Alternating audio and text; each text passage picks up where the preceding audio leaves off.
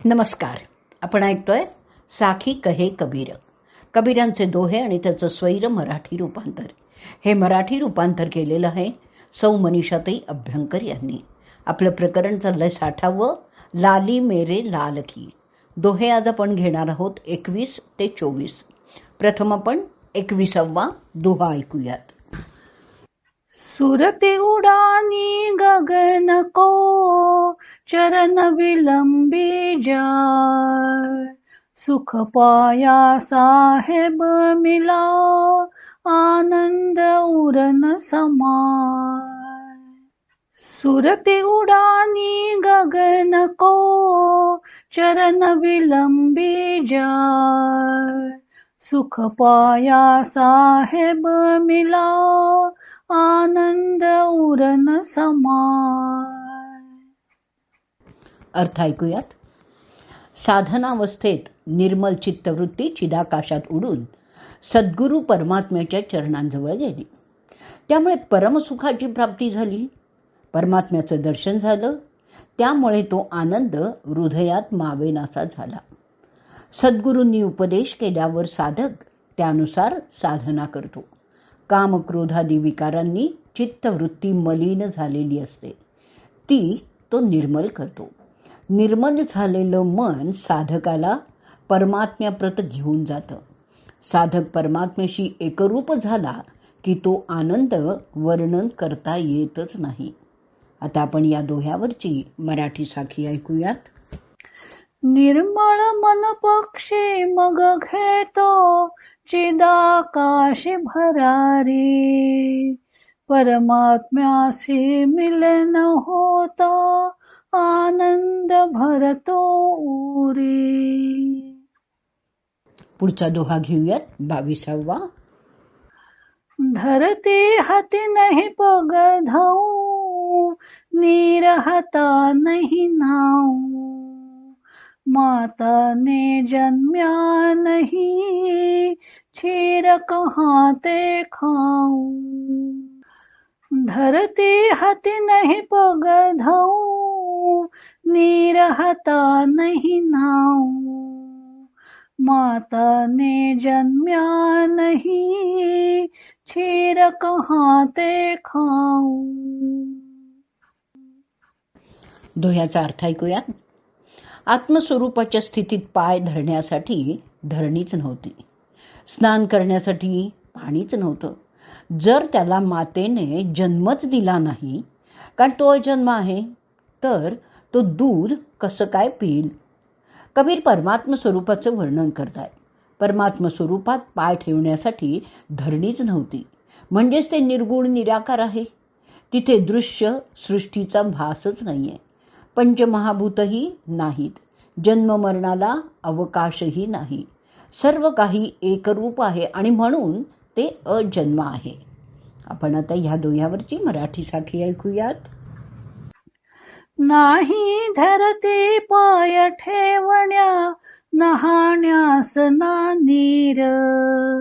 मातेने ना जन्म दिला त्या, खाईल कसा तो क्षीर. नाही धरती पाय ठेवण्या, नहाण्यास ना नीर. मातेने ना जन्म दिला त्या, खाईल कसा तो क्षीर. पुढचा दोहा ऐकूयात 23वा. पांच तत्व गुण तीन के, आगे मुक्ति मुकाम. तहाँ कबीरा घर किया, गोरख दत्तन राम. पांच तत्व गुण तीन के, आगे मुक्ति मुकाम. तहाँ कबीरा घर किया, गोरख दत्तन राम. ह्याचा अर्थ ऐकूया. मुक्तीचा मुक्काम म्हणजेच मोक्षधाम.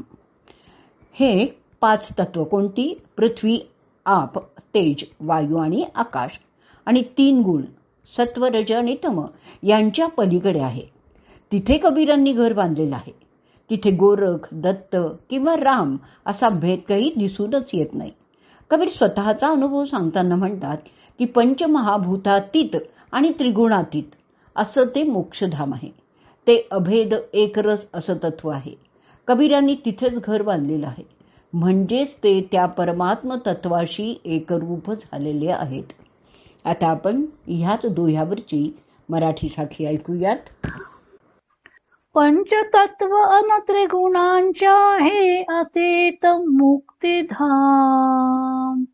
घर केले कबीराने तेथे गोरख दत्त राम. पंचतत्व अन त्रिगुणांच्या हे अतीत मुक्तिधाम. घर केले कबीराने तेथे गोरख दत्त राम. 24वा दोहा ऐकूयात. मैला गाँव से एक सो एक भया सब माही. सब मेरा मैं सबन का तहाँ दूसरा नाही. मैला गाँव से एक सो एक भया सब माही. सब मेरा मैं सबन का तहाँ दूसरा नाही. अर्थ ऐकूया दोह्याचा. मी तर त्या एकावरच प्रेम केलं होतं. समदृष्टीने पाहताच कळून आलं की तो एकच सर्वांमध्ये सामावलेला आहे. आता सर्वजण माझे आहेत आणि मी सर्वांचा आहे. तिथे दुसरा काही पदार्थच नाहीयेत. म्हणजे सर्व समानच आहेत. सर्वात एकच परमात्मा विद्यमान आहे. इथे कबीर सांगतात की एक परमात्म प्राप्ती हेच लक्ष्य होतं. परंतु जेव्हा परमात्म्याशी मिलन झालं तेव्हा कळून आलं की तोच सर्व काही आहे. तोच सर्वांमध्ये भरून राहिलेला आहे. आता मी तू असा भेदच नाहीये. सर्व द्वंद्व लोप पावले आहेत आणि एकच अखंड एकरस असा परमात्मा भरून राहिलेला आहे. आता आपण ह्याच दोह्यावरची मराठी साखी ऐकूयात आणि ह्या साखी बरोबरच आजचा भाग आपण इथे संपवूयात. त्या एकाला लक्ष बनविता एकच झाले सारे. मी सर्वांचा माझे सारे आता नाही दुसरे. त्या एकाला लक्ष बनविता एकच झाले सारे. मी सर्वांचा माझे सारे आता नाही दुसरे.